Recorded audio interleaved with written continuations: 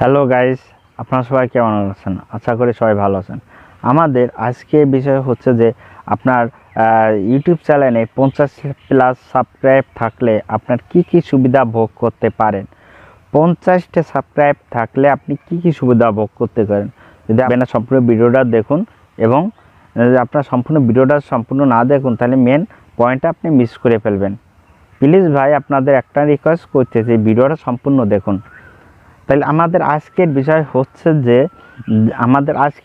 আপনার চ্যানেলে 50টা সাবস্ক্রাইব প্রথমে আপনার কাউন্ট করতে হবে। সেই 50টা সাবস্ক্রাইবটা কীভাবে কাউন্ট করবেন? আপনাদের সাবস্ক্রাইবটা কাউন্ট করবেন হচ্ছে যে অরিজিনাল যারা আপনার ভিডিও দেখে ইউটিউবে সার্চ করে আপনার ক্যাটাগরি ভিডিও, ওই রকম 50টা ভিডিও 50 জন ব্যক্তির কাছে 50টা সাবস্ক্রাইব যদি আপনি নিতে পারেন তাহলে আপনি কি কি সুবিধা ভোগ করতে পারেন। আপনার প্রথমে একটা সুবিধা ভোগ করতে পারেন। প্রথম যে সুবিধাটা আমি বলবো আপনাদের, তা প্রথম হচ্ছে লাইভ স্ট্রিম বা লাইভ সিস্টেম। লাইভ সিস্টেম, আচ্ছা, এইটা ভোগ করতে পারেন। আপনি যখন একটা ভিডিও লাইভ স্ট্রিম করতে যান, তখন আপনার 50+ সাবস্ক্রাইব প্রয়োজন। আর আপনি যখন লাইভ স্ট্রিমটা করতে পারবেন তখন আপনার চ্যানেলটা ভিউজ আসবে, ওয়াচ টাইম আসবে, ভিউজও আসবে। লাস্টে কী হবে? আপনার ভিউজ আসতেছে, ওয়াচ টাইম আসতেছে, তাহলে আপনার চ্যানেলটা আরও গ্রো হচ্ছে। দেখবেন কি, আপনি যখন লাইভটা করতেছেন তখন করে দেখবেন কি ইউটিউবে আপনি যে ক্যাটাগরি ভিডিওটা তৈরি করতেছেন ওই ক্যাটাগরি সকল ব্যক্তির কাছে ওই ভিডিওর সাজেস্ট করবে। লাইভটা করার সাথে সাথে ওই ভিডিও ওই ক্যাটাগরি ভিডিও যারা দেখে ওই বা তৈরি করে ওই ভিডিওর লোকের কাছে আপনার ওই টাইটেলটা বা ওই লাইভটা চলে যাবে। আর তখন যদি ওই ব্যক্তিরা বা আপনার ওই দর্শকরা যদি আপনার ভিডিওটা দেখে তাহলে পরে নিশ্চয়ই আপনার ওয়াচ টাইমটা আসবে। কারণ একজন বড় ইউটিউবাররাও দেখে যে আমার চ্যানেলে কোনো একটা সমস্যা আছে কি না। কিভাবে দেখে? ছোট ইউটিউবারদের কাছ থেকে এগুলো দেখে, যা তারা তো অনেক নতুন তারা জানতে পারে। কারণ পুরনো যেগুলো হয় সেইগুলো হচ্ছে ওদের মাথার ঘিলু একটু কমে যায়, তাই না? আমরা এটা ভাবি, কিন্তু না, পুরনো যারা আছে তাদের ব্রেন শক্তি ঠিক আছে, সবই ঠিক আছে, তাদের কথাবার্তাও ঠিক আছে, ওদের কি অভিজ্ঞতা বেশি আর আমাদের অভিজ্ঞতা কম।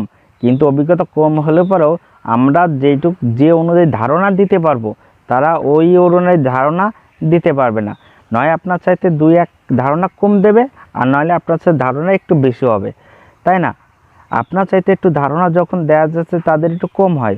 যদি কম হয়, তারা যেমন বড় ইউটিউবার হয়ে গেছে, আগের তো হয়ে গেছে, ধারণা কম থাকুক, তারা যাই আপলোড করুক না কেন সেখানে ওয়াচ টাইম আর ভিউ দুটোই পাচ্ছে। আর আপনি যখন ওই আপনার ধারণা তারা ফলো করবে, লাস্টে কি আপনার ওয়াচ টাইম ভিউ দুটোই আসবে। আরও আপনার সিস্টেম হচ্ছে যে যখন আপনার চ্যানেলে ভিউজ আর ওয়াচ টাইম আসবে তখন আপনার ভিডিও গ্রো করবে। আপনার ভিডিও যদি গ্রো করার জন্য আপনার বেশি খাটাখাটি লাগবে না। আর প্রথমত আপনার একটা কথা মনে রাখবেন, এই 50+ সাবস্ক্রাইবার পূরণ করার পর আপনি রেগুলার একটা করে ভিডিও আপলোড করুন।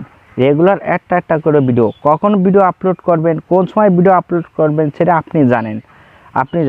আপনি ওই সময়টা নির্দিষ্ট করুন যে আপনার সময়টা, আপনি কোন সময়টা ভিডিওটা আপলোড করবেন।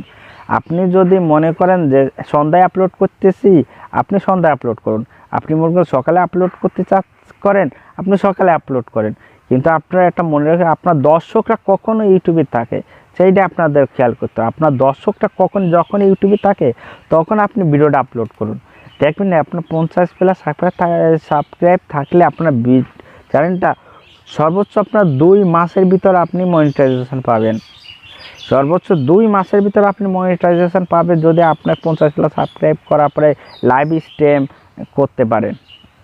আর আপনি লাইভ স্ট্রিম করতে হলে আপনার সপ্তাহে 1 দিন করে করুন, 1 দিন করে করুন। এবং লাইভ স্ট্রিম করতে হলে আপনার 2 ঘন্টা করে লাইভ স্ট্রিম করুন। দেখেন আপনার ওয়াচ টাইম ভিউ দূরে আসতেছে। যদি আমার এই লাইভ কমেন্ট করবেন। ধন্যবাদ সবাইকে, আপনারা সবাই ভালো থাকবেন।